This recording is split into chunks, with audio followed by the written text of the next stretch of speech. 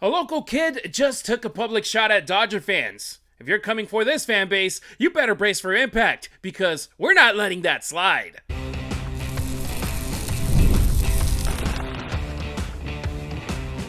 You are Locked On Dodgers, your daily Los Angeles Dodgers podcast. Part of the Locked On Podcast Network, your team every day.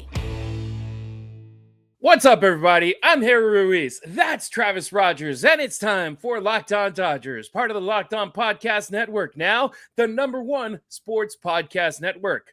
On today's show, an absolutely insane Shohei Ohtani one-of-one card pull that has collectors losing their minds, and we have an exclusive interview with the owner of it. We debate country or contract ahead of the WBC as Tarik Skubal balances Team USA and opening day prep, while we haven't heard any type of limitation from Dodgers players repping their countries. But first, a SoCal native turned Chicago star taking a public jab at Dodgers fans. What's up with that, Travis? Well, we'll see, right? I mean, like you said, he's a local guy, so we'll see what he has to say about it. I'm excited to get into all of this, in particular that Ohtani card to today's episode.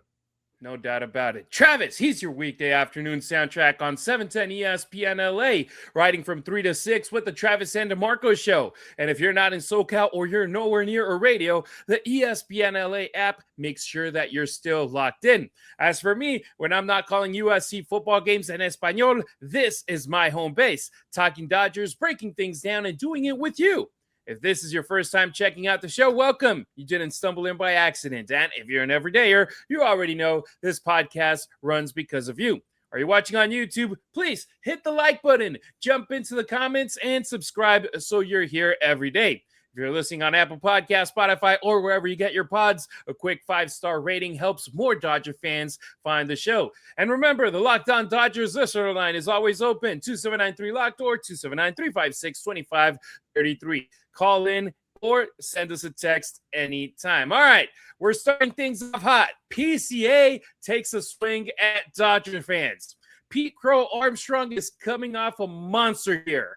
All-Star, Gold Glove, second team All-MLB. He's ascending. He's a centerpiece in Chicago with the Cubs, but in a recent feature profile, he made sure everyone knew how much he loves the city. But in doing that, he decided to draw a comparison. He basically said Chicago fans care and that Dodger fans just show up for selfies and vibes. Here's a quote that he gave Chicago Mag.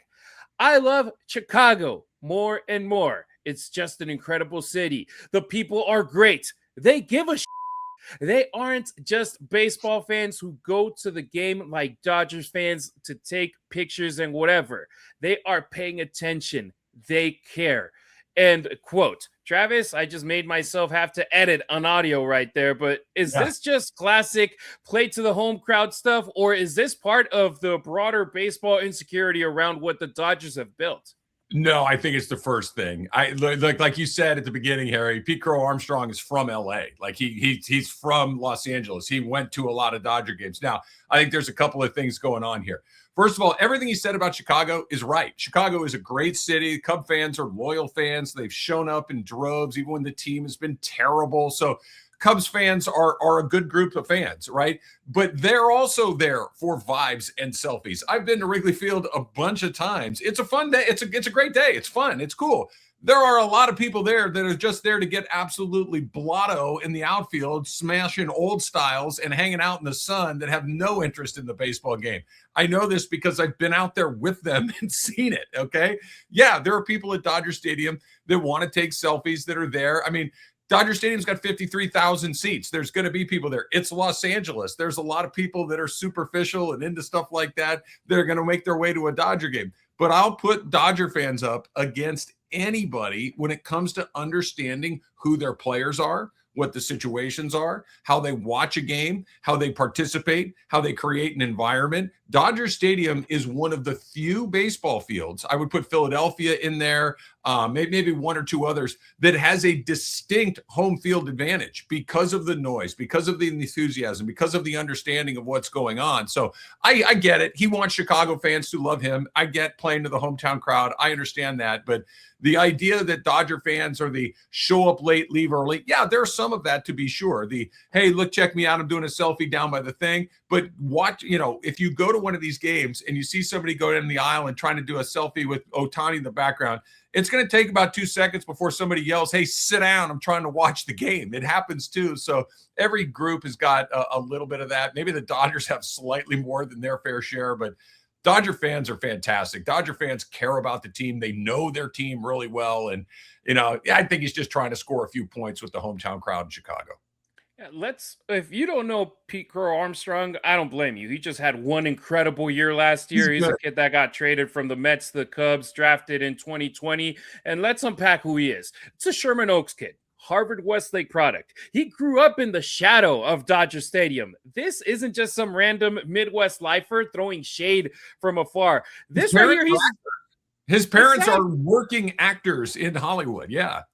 He's local blood. So, yeah. I mean, why say this? But it's like, okay, he's clearly trying to endear himself to Cubs fans, but it also seems to be a part of that blue collar versus Hollywood narrative that other markets love to sell. But here's what's wild is that the Dodgers, they have the highest attendance numbers in baseball year after year, a fan base that travels. If you go to any game around the country, Dodgers fans invade stadiums left and right, a stadium atmosphere that opposing players constantly talk about, and a global brand that's bigger than ever. So let's be honest, this feels like projection right here. When one team dominates the sports financially, competitive, and culturally, other markets have to find something you hold on to right there. And that's what I feel right now. It's coming over from Pete Crow-Armstrong, and it's like, hey, we have another guy that we know is going to get booed like crazy when he comes over to Dodger Stadium, just like when the Astros come into town, even though that happened all the way back in 2017. Now we got something that literally just happened in February. Yeah, I don't know if it has anything to do with the economics. That feels a little unlikely. This is like when the band comes to your town and says, nobody's got fans like, where are we? St. Louis, Chicago, Cleveland, Miami, Philadelphia, Boston. He's in Chicago. He's going to pump up his folks. The Dodgers, to your point, Harry, are the best team in baseball. They are the team that everybody's trying to catch. So no matter who it was, if the best team in baseball were the Seattle Mariners, then maybe it's some line about the Mariners fans and them throwing fish at each other in Pike's Market. It just, they're an easy target. It's convenient, but he's a really good player. I'd love to have Pete Crow-Armstrong on my team, and who knows how this shakes out at some point. But this just feels like you always shoot up, right? And the Dodgers are at the very top of the market, and that he happens to be from here makes it interesting, to be sure. But I think he knows that Dodger Stadium is loaded with. It's also loaded with a bunch of people that are there, just because it's the place to be. But that's every ballpark, and the Dodgers have 50,000 people in that thing almost every night of the week, no matter who they're playing. So of course there's going to be some people there that aren't diehard baseball fans or diehard Dodger fans, but the vast majority of them there are all in all the time, and they are as good a fans as you're going to find. And I am proud to be a member of the Dodger tribe for sure. They're putting 4 million fans in the stands. Not year after year, because last year was the first time they did it, but at least they're almost hitting that number every year, the Dodgers. And one of the cool things is, Travis, I remember going to a Dodger Stadium tour, I want to say around 2010, 2011. And I remember the guide telling us, you see this level, the reserve level, in this level, you can fit as many fans as you do at the rest of the stadium. I was like, holy crap, that's a lot of people. Between reserve and top deck, you got a lot of people who aren't paying those premium prices of being over at the field or at the loge level. And those are the fans that mostly go there to enjoy the game. I remember being up at the top deck and still seeing fans with scoring the game and doing the everything on their notebook and taking notes. And it's like, hey, having Vince Scully in the radio back then, and now having Joe Davis listening to the radio, and having just their experience at the ballpark, or Jaime Jarrin as well. And it's like, hey, that's the fan base that goes there not to take selfies. Of course, you're going to have those front row people that are spending thousands and thousands of dollars that they're going to be like, hey, man, I need to take a picture because if not, people ain't going to believe me that I'm in the front row. But at the same time, you have a lot of folks that go there to enjoy a night of baseball. It's getting harder and harder to take your family out there, and taking a family of 5 and getting some Dodger dogs and getting some Cokes, a beer or two, and be like, holy crap, I just spent $1,000. It's like, hey, it's a different experience than back in the day, but there's still that. Travis, tell me how many times you go to Dodger Stadium and not be stuck in traffic, either going in or out of the stadium. Yeah.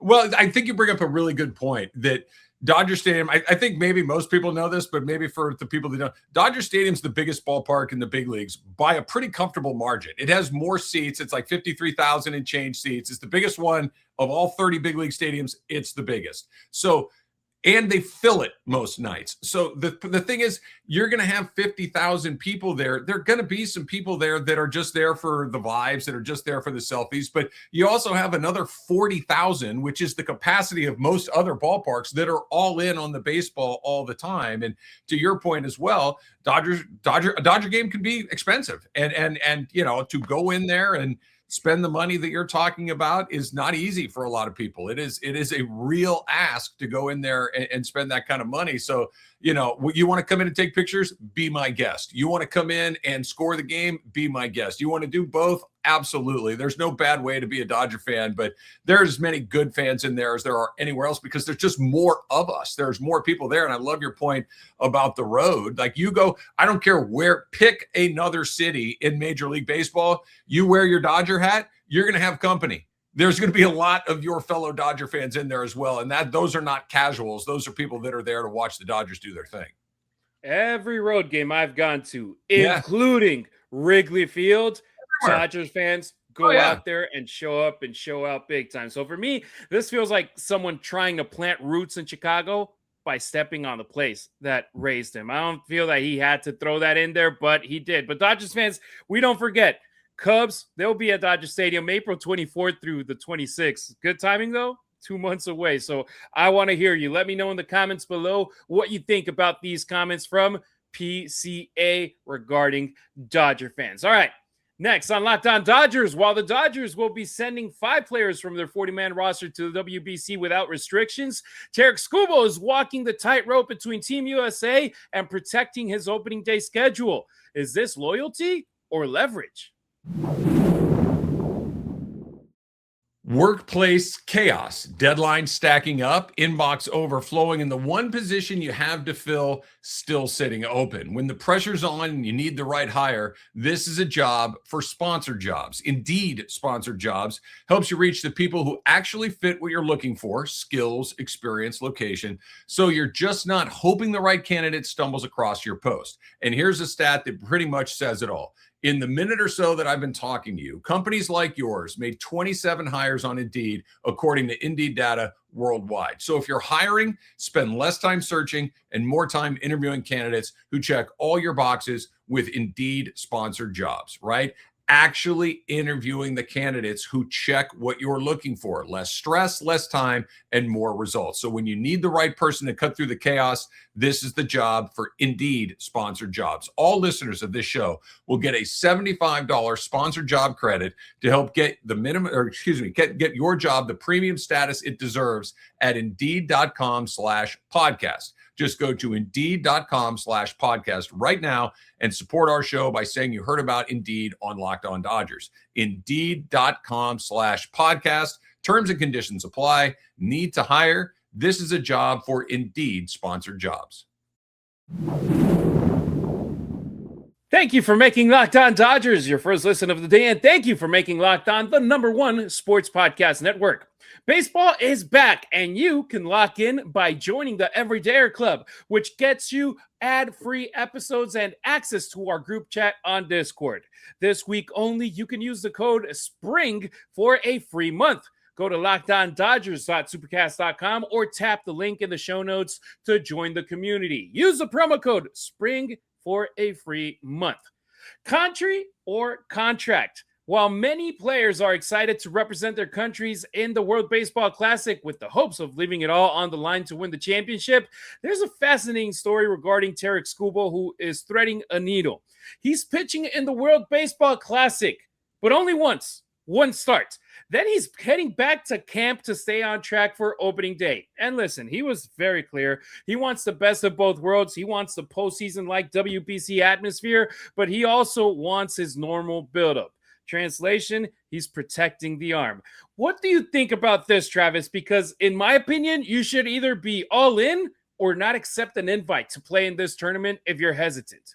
Yeah, I understand your point, and I don't think that you're wrong, Harry. I think if that's how you feel, that's how you feel. I understand what he's trying to do, and I think he's in a really challenging position because he's trying to do two things that are very important to him at the same time, and they're not necessarily pointed in the same direction.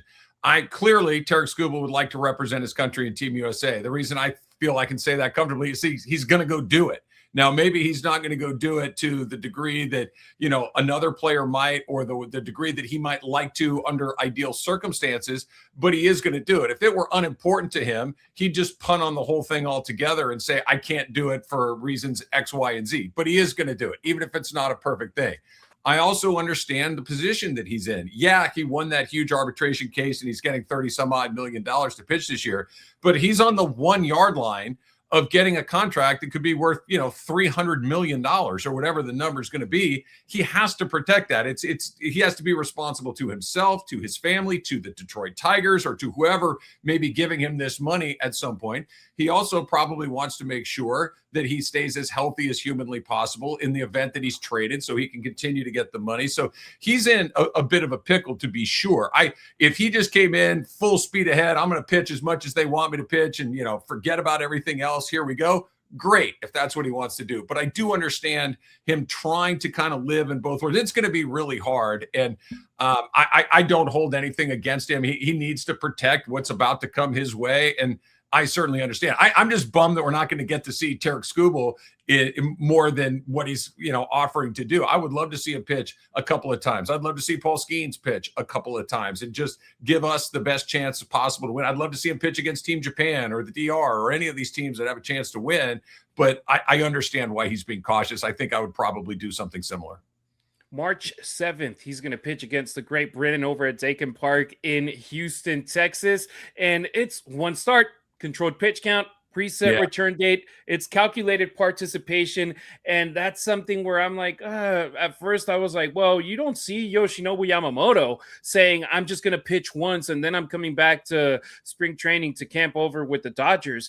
And then I started digging a little bit deeper. There's 4 guaranteed games in the pool stage from March 5th through the 11th. Whichever teams make it all the way to the championship game will play 3 more games March 13th through the 17th. Realistically, that's 2 starts for a pitcher. So should we make a big deal out of him focusing more on his major league team over his national team when we look at it that way, where it's like, okay, he's going to pitch once, he could have pitched twice, and that's it. It's different for a pitcher compared to a batter like a Shohei Ohtani, who's a designated hitter, a Hae-Sung Kim, who's going to be a second baseman, Will Smith, who's a catcher for the Dodgers. Obviously, that's a very demanding position in baseball, but it's a different monster. Even Edwin Diaz, who's a relief pitcher who goes in there for an inning at a time with the high stress of being in the late innings. It's different. That's different than being a starter who is going to try to be ready for the 3rd year in a row, in the case of Tarik Skubal, to be the opening day starter for the Detroit Tigers. In the buildup, it's interesting. Let's go back to Yamamoto. He pitched 2 innings on Saturday for the Dodgers. He's going to do the same, potentially 2 innings, 30 pitches on Friday for the Boys in Blue. And then he's going to take that ramp up going over to Japan and potentially doing 4 innings, 60 pitches, and then be ready for 6 innings, 5 innings whenever opening day comes around. So I understand it, but at the same time, it's like, hey, man, he was saying, I hope that when the team makes it to the semifinals, the championship round, they let me go hang out in the dugout. It's like, you can't have it both ways, man. You're either in or you're out, in my opinion. Oh, sure, you can have it both ways. Absolutely, you can. And every player you mentioned has already gotten paid. In that case, let any player who's American go hang out in the dugout. No, but not every player is Tarik Skubal. He's the best pitcher on the planet. He is going to pitch for you. And all those guys you mentioned have already gotten their fat. Will Smith paid, Yamamoto paid, Diaz paid. All of these guys have made their money. Skubal hasn't. And I understand it. And there's no good place to put this tournament. It just doesn't exist. I love it. You love it. We're all excited. No matter where you put it, you're going to run into this kind of stuff. And to your point, I think I'd rather have one start than zero starts. And if you're on the team, you're on the team. And if he wants to shuttle back and forth, I don't have a huge problem with it. I don't think his teammates would have a huge problem with it. I think everybody in Team USA's dugout understands exactly what's going on. All of these guys are professional players. They're all playing for money, right? This is their occupation. And if I've got a bank account with 300 million in it, like Yamamoto, I can make different decisions than if I'm Tarik Skubal, who's still waiting for that first big deal. I'd love to have him pitch, and I'd love to have it the both ways, but he's just in a pickle. And I also agree with you that if he didn't want to do it at all, that's okay too. But I understand kind of wanting to try to have it both ways because he's in a very unique situation, and I'll take whatever I can get. Paul Skeens isn't doing anything or hasn't said he's going to do something relatively same. I know he's younger. I know that it's going to be his third year in Major League Baseball, but that also shows you he's a couple of years away further from getting paid. So I wouldn't want to risk myself either to do that, but he's going to be there potentially for 2 starts. And if we look at it this way, is Kershaw going to be the starter for most of the games for Team USA because he doesn't have anything to go to and play in April? Yeah. Again, I don't think that there's it has to be like this and everybody's got to do it the same way. And if this guy does it, then that guy should. This is a weird tournament. Like some guys are playing, some guys aren't playing, some guys are going to play a little, some guys are going to play a lot. I think you have to make your own decisions that work best for you. You have to make them in conjunction with your team that's willing to let you go, that you can get your deal, and all of these different things. It's not a one-size-fit-all opportunity. There's a lot of moving parts to this. And look, we haven't seen guys like Skeens and Skubal in this tournament really ever. This is kind of new to get those really high-level guys like this. So even a little bit of those, I think, is better than none of those. Yeah, and it's a different beast than the World Cup, which has been around since 1930, which is the ultimate goal for every soccer player to participate in it. The WBC, it's like, okay, yeah, but we're getting paid X amount of dollars by my team, and that's the one I want to go with. Let us know, comments below. What's your opinion on Skubal saying, I'm one and done in the World Baseball Classic? Coming up on Locked On Dodgers, we'll hear from the man who just pulled a one-of-one Shohei Ohtani autograph card. We'll tell you why this thing might be worth a small fortune.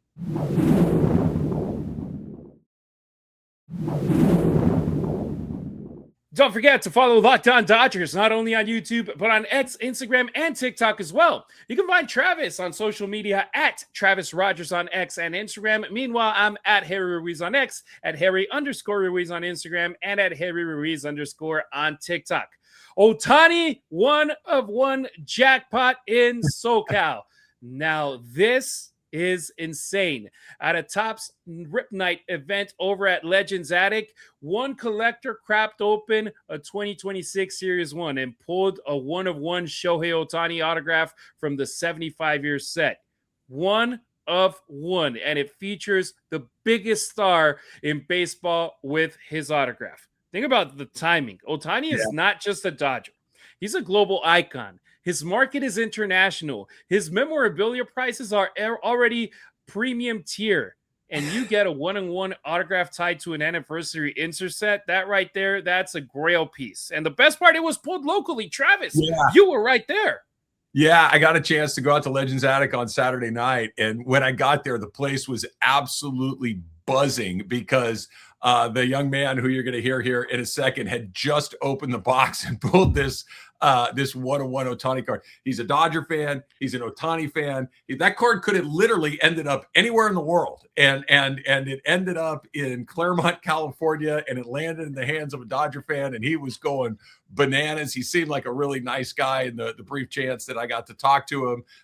Steve from Victorville. It just he was thrilled. His wife was there. They're getting ready to have another baby. It was an incredible story at an incredible event. And I'm a nerd, Harry, when it comes to baseball cards. I absolutely love them. So just being around that kind of stuff all night long was a real thrill. Travis, he sat down with the collector, Steve, and the shop owner, Eddie, to talk about it because moments like this remind you just how massive Shohei's footprint is. Let's listen to those interviews. We're here at the Topps Rip Night event in Legends Attic in Claremont, and the new 2026 Topps cards are coming out. And when I was a kid, we'd go to the liquor store and you'd buy baseball cards, and you hope to get your favorite player. You'd hope to get a Steve Garvey, Fernando Valenzuela, Oral Hershiser. Now it's a little different. Now you're looking for big prizes. Yes, sir. My man Steve from Victorville pulled the ultimate prize. He pulled a 1-of-1 Shohei Ohtani card. Show us the card here. This is. I'm going to let you hold that. That's your card because we're going to talk about how valuable that thing is. It's a 1-of-1 Shohei Ohtani, 75th anniversary Topps, and it could be worth a lot. And I'll leave it up to your imagination of what a lot might mean. Hundreds of thousands potentially. It is a really, really special event. Steve, take me through when you opened the box and you saw that thing come out. So it was right before 5 o'clock. All the tables around were ripping, and the guy that was sitting next to me, I was like, "Hey, let's just rip." So we cheered on the boxes and everything, and I ripped it. And fourth pack in, I fanned through them, and I seen there was a die cut, and then I panned over and I seen that there was a 1-of-1. So I yelled 1-of-1, and like, everybody surrounded me, and I was like, "Oh, damn, I didn't even expect that." So I yelled 1-of-1, and then I flipped all the cards, and I just flipped it on the table, and boom, Shohei Ohtani was right there. And I mean, the rest is like I was shaking nonstop. I have cotton mouth still, so yeah. So a 1-of-1 is amazing in and of itself. A 1-of-1 of Shohei Ohtani. Yeah, is Ohtani. A whole other level of that thing. Are you a Dodger fan? Huge Dodger fan. Yeah. I mean, if you one of the guys I wanted to be with when pitching was Eric Gagne. So well, not bad. We're going to talk to Eric coming up here in a little bit. I mean, of all the things that could have come out of the box, this has to be right near the top of the list. Oh yeah, I mean, my biggest pull besides this was a Yamamoto rookie auto, number to 49 out of Inception, and that was last summer. And then I thought that was the biggest pull of my life, but like that, I mean, this trumps all the pulls, everything that I pulled from Pokemon to basketball to football to. So you do all the sports, all the different games and everything. Sports, yes, okay, sir. So have you been collecting cards your whole life? About 15 years, sir. Since a few years right before my daughter was my first daughter was born. She's 11 now. I started collecting to have stuff. So when it's my time to go, she has stuff to like hold on to. And everything. And then I just stuck it ever since. Yeah. So what do you do with it? It's a big question.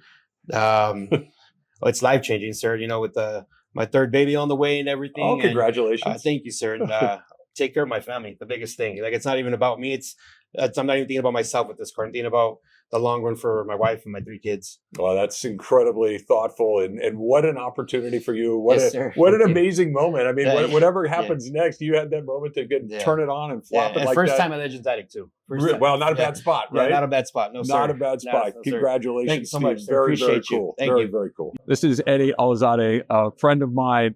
We've done a lot of stuff together over the years. He's always the one that brings us out here for 710 and everything else. So, Eddie, it's Rip Night for Topps. By the way, it's a good thing you have that sweatshirt on because I would take it if you did not have it on your actual body. Topps makes sure that we sell those things out there. I think we almost sold out, but did you buy one? Yeah, you got to get one. They're incredible. Oh, feel it. They're soft. They're so sick. No, that's got Travis written all over. Yeah, I'll talk later. No doubt. I always give you gear. I know your appearances. I know you do. That's incredible. So tell me about Rip Night. How did this thing come together? It's an incredible night. The place is full. Everybody's opening baseball cards. How did this come together? So Topps reached out to us. They said, "Hey, we're making sure this is kind of our agreement with Topps. Like, we want to have the best partnership possible with them. They know that Oral's involved, so they said, "Hey, you got to have Rip Night." Now, Topps, I think, furnishes celebrities to card shops across the country. I think, especially in Arizona, everyone's in spring training, so they got some. We saw Cooper Flagg did one. We saw all these great ones. Caleb Williams did one. So they're just all over the country, and we furnished our own. We got our own house, Oral Hershiser. Topps may furnish other people, but you got 2 Cy Young Award winners. Yeah, I mean, 2 Cy Young winners, World Series champions. I mean, we got this ring. We're asking. So tell me what it's like having the guy that pulled the Ohtani 101 in Legends Attic. Oh my gosh, it's nuts. It's like, I don't know.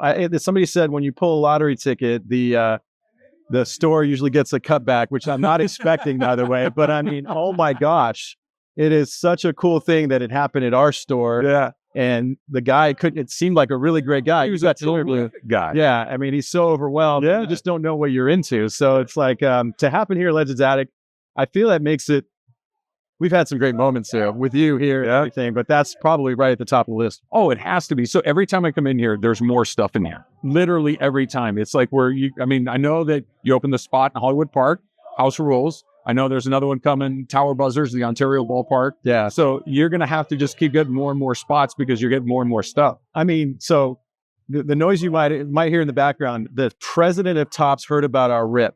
And this is the president of Topps worldwide, is in our store right now because Orion's here, Eric's here. They know you guys are here. They're excited about our store. We've had some great events with Will Smith, who's a Fanatics guy. And so, yeah, I mean, the ask for us from Topps is as long as we're continuing to support what they're doing and being advocates, like we're partners with you, we tend to try to be really great partners. Yeah. And so if we can continue that, we think we can get the better allocations and we can really get Topps to support us. And we can't wait. We're always going to have really great stuff here. And every day it's something different. And we just got a great Kobe in.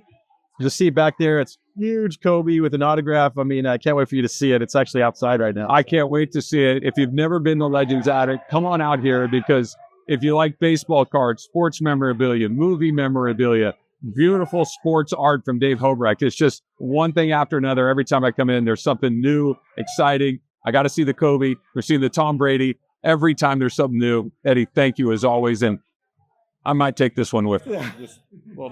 Isn't that cool? I mean, it's just, I don't know. It's incredible. It's just crazy. Well, thank you so much for doing this. I really appreciate it. And if you follow card breakers all around social media, you see people who sometimes it seems like they just get juiced packages, juiced boxes, and oh my God, and get the reaction and get it all blasted around social media, or professional athletes who do it as well. The cool part here is that it wasn't some corporate breaker with $1 million setup. This was just a collector ripping packs at a shop event over there at Claremont, Travis. That's the magic of the hobby. It was great. And I just want to say a quick thanks to Eddie Alizadeh, who you heard right there, who's the owner, along with Oral Hershiser at Legends Attic. They've been really good friends to me, really good partners of mine for years and years, and inviting me out and a chance to sit down. We're going to hear a conversation with Oral coming up later this week, and hear a conversation with Eric Gagne and all the guy, Christian Alizadeh, who runs Legends Attic out there. Thanks to all those guys for putting together an incredible event. No doubt about it. And it reinforces also something else, Travis. Ohtani's presence in LA isn't just about wins and war. It's economic impact. It's cultural impact. It's collector frenzy. And every time he steps on the field, value moves, because his value after his first season with the Dodgers was sky high. And then his value after winning it all with the Dodgers in 2025 is even higher. What's going to happen after 2026? What madness can happen with Shohei this year? That's why you got to listen to Locked On Dodgers. I asked Oral Hershiser almost that exact question, Harry. You'll hear that later this week about what does he do for Act 3 in Los Angeles, and I really think you'll enjoy his answer. Make sure you're an everydayer for Locked On Dodgers.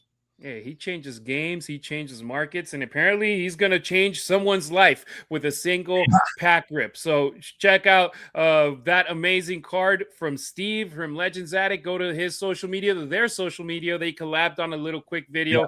It's really, really cool. Travis, thank you so much for those interviews. They were really cool to listen to. Yeah, no, it's fun. Those are great guys. Those are longtime friends of mine, and I'm very lucky to get to spend time with them. No doubt about it. All right, that'll do it for today's pod. Thank you for making Locked On Dodgers your first listen of the day, and thank you for making Locked On the #1 sports podcast network. We'll be back on Wednesday to talk about Alex Vesia making his return to the mound, finding a safe haven during a very difficult time for him and his family. If you never miss an episode, the Everydayer Club is built for you. Get Locked On Dodgers ad-free, plus members-only Discord access and more. Head to lockedondodgers.supercast.com to join the club. For those of you on video, we send you the first ever 24/7 National Locked On Podcast Network YouTube channel. On audio, make sure you make your second listen Locked On Fantasy Baseball as you gear up for the MLB season. Travis, that was a fun episode, my friend.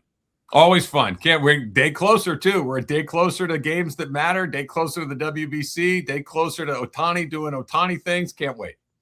We appreciate you riding with us. Until next time, keep it real. Keep it Dodger Blue.